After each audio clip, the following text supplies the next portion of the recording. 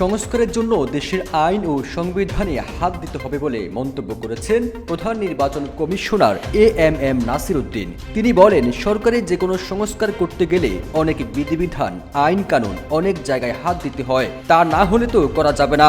আইন কানুনে আটকে থাকলে তো অনেক কাজ এগিয়ে নিতে পারবো না।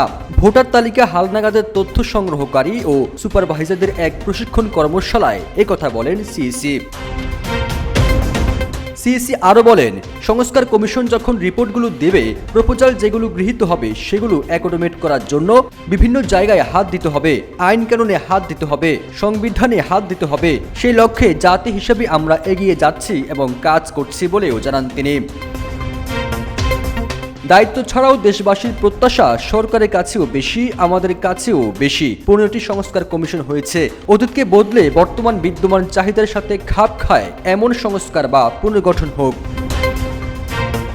তিনি আরো বলেন, পুরনো মন মানসিকতা থেকে বেরিয়ে আসার আহ্বান জানিয়ে সিইসি বলেন, সব সংস্কারে বড় সংস্কার হলো নিজের আত্মাকে সংস্কার করা, নিজের মনকে সংস্কার করা।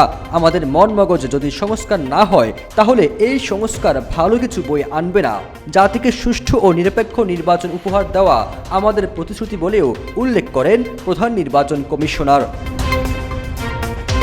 সিইসি আরও বলেন, সুষ্ঠু, অবাধ ও গ্রহণযোগ্য নির্বাচন আয়োজনেই বর্তমান ইসির মূল লক্ষ্য। এই নির্বাচনের মাধ্যমে ভোটারদের বঞ্চনা গোছাতে চাই বলেও মন্তব্য করেন তিনি।